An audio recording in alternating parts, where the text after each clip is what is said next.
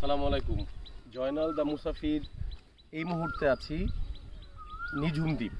এটি হাতিয়াতে নোয়াখালী জেলার অন্তর্গত। তো এই নিঝুম দ্বীপের যে জায়গাটা আপনারা ক্যাম্পিং করতে চান সেটি সম্পর্কে আসলে একটু বলবো। ক্যাম্পিং প্লেসটা হচ্ছে এই যে এটাকে বলা হয় নামার বাজার। নামার বাজার হচ্ছে নিঝুম দ্বীপের একেবারে লাস্ট পয়েন্ট, এন্ডিং পয়েন্ট। ওইখানে এই নামার বাজারে আপনারা ক্যাম্পিং করতে পারবেন। আমরা এখানে ছিলাম। হোয়াট অ্যান অ্যামেজিং ভিউ এবং অ্যামেজিং ফিল পাওয়া যায় আসলে। আর শীতের শেষ অনেক কুয়াশা আছে। এখানে তাঁবু ভাড়া পাওয়া যায় হচ্ছে লোকাল মানুষের কাছ থেকে। এটা রিসেন্টলি চালু হয়েছে। কি আপনার যদি আপনি নিয়ে আসতে পারেন ফাইন, না নিয়ে আসতে পারলে কোনো সমস্যা নেই। তো তাঁবু পার ডে 600 টাকা করে। লোকালি যে হোটেলগুলো আছে বা দোকানে আছে তাদের আপনার নাম্বার পেয়ে যাবেন। এখানে এক ভাই উনি লোকালি এটা ভাড়া দেন।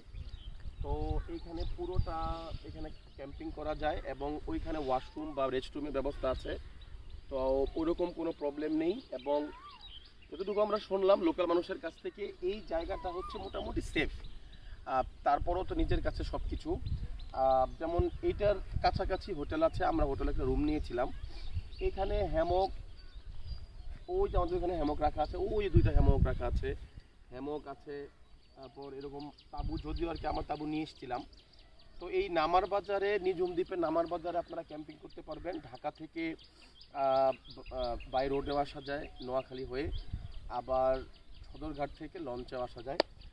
তো এই রাতের বেলা এই যে ভিউটা এবং মানে বাতাস, ওই দিকে হচ্ছে বিচ, ওই বিচ থেকে হচ্ছে এই দিকে আমরা এখানে ক্যাম্পিং করেছিলাম।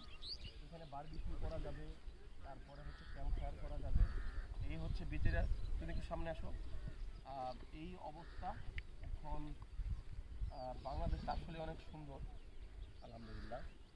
তো মাত্র সূর্য উঠছে, কুয়াশা তোমার কেটে যাবে। তো এরকম এখানে তাঁবু টানিয়ে ক্যাম্পিং করা হচ্ছে ওইখানেও, এবং ওই যে হরক ওইখানে আছে। তো এইখানে সকালবেলা হরিণ চলে আসে বাজারে। আমার এইখানেই আছে, মানে এই পেজেই আছে, হ্যাঁ, হরিণ। তো আমরা রস খেয়েছিলাম, আমরা কাঁকড়া খেয়েছি। তো আলহামদুলিল্লাহ, বাংলাদেশটা সুন্দর, আমরা ভিজিট করতে আসব।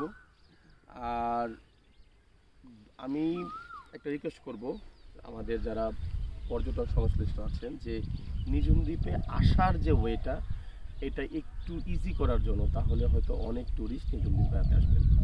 সো এই বলে সূর্য উঠছে, অনেক সুন্দর শীতের সকালের সূর্য, এটা জানিয়ে সবাইকে সুন্দর দিনের প্রত্যাশা জানিয়ে আমি এখান থেকে বিদায় নিচ্ছি। জয়নাল দা মুসাফির, আপনারা ভালো থাকবেন। আসসালামু আলাইকুম।